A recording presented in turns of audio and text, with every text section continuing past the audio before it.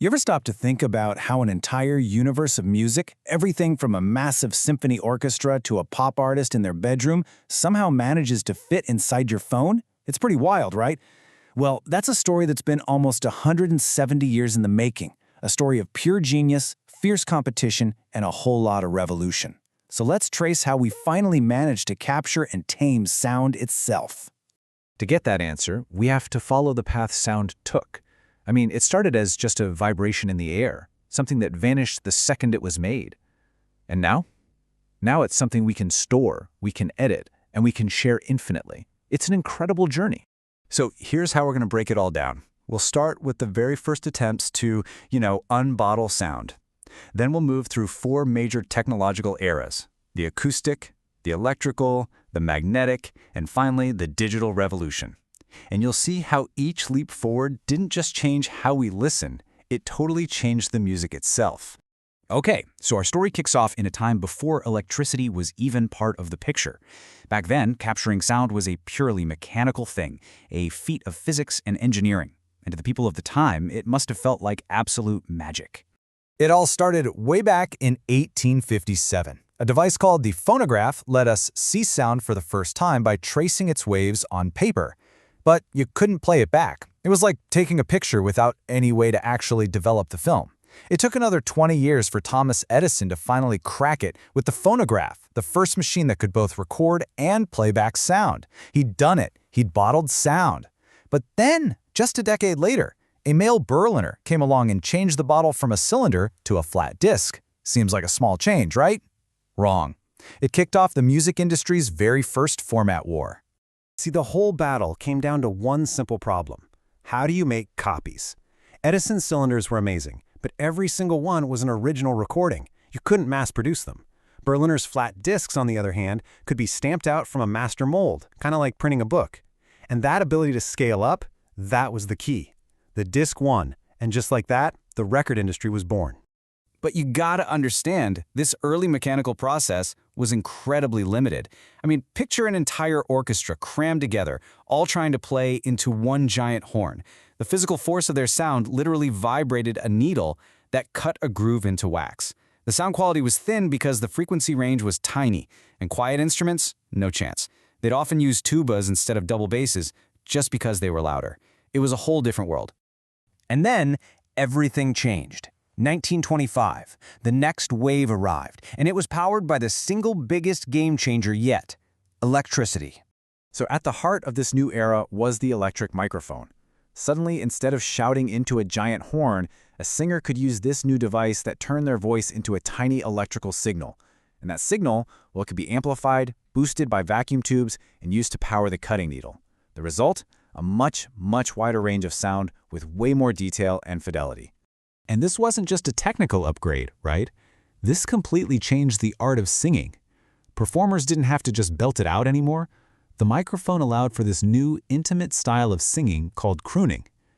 It made superstars out of people like Bing Crosby and Billie Holiday, whose subtle, emotional performances would have been totally lost in the old acoustic era.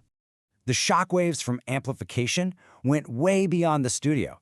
It gave us commercial radio. It gave us talking movies. It gave us the ability for one single voice to reach millions of people all at the same time. And that reshaped culture and politics.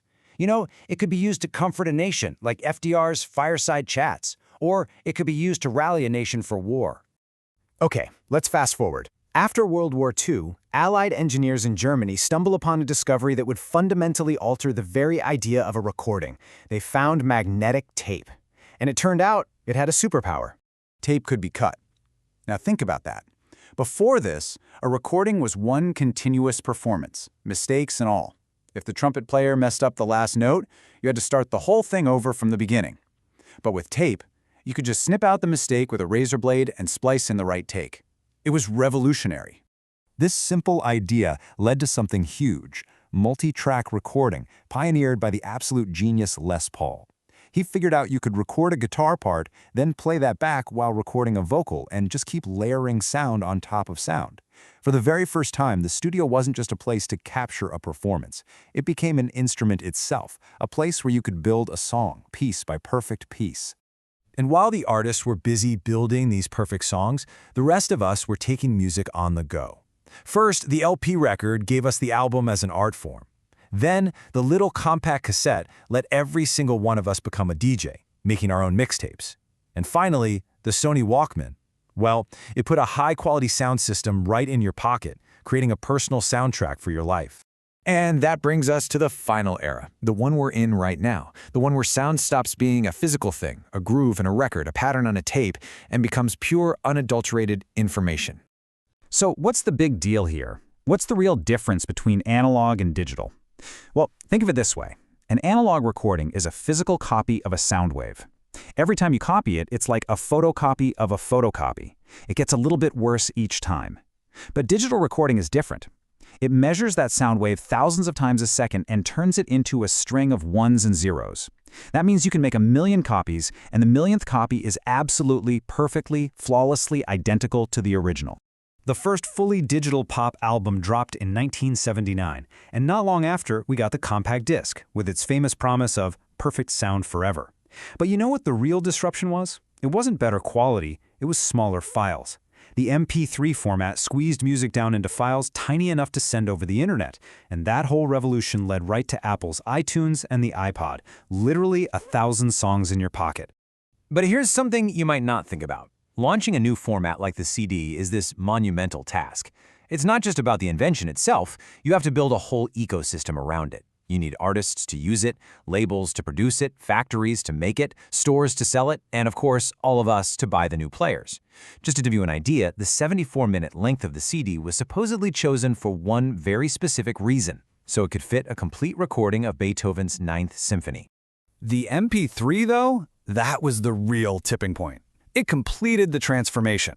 Music was no longer a physical product, it was just data. A song wasn't a record you owned anymore. It was a file you could share with anyone, anywhere in the world, in an instant. And that, well, that turned the entire music industry on its head. And finally, the technology to make music also became data. Something called a digital audio workstation, or DAW, is basically software that crams a multi-million-dollar recording studio onto a single laptop. It totally democratized music creation. Now, anyone with a computer can record, edit, mix, and release music. A power that used to belong to just a handful of giant record labels. So think about that journey. In less than 2 centuries, we went from barely capturing a faint echo on a piece of sooty paper to having the power to create and shape entire sonic universes on a laptop. It's an incredible story, which just makes you wonder, what's going to be next?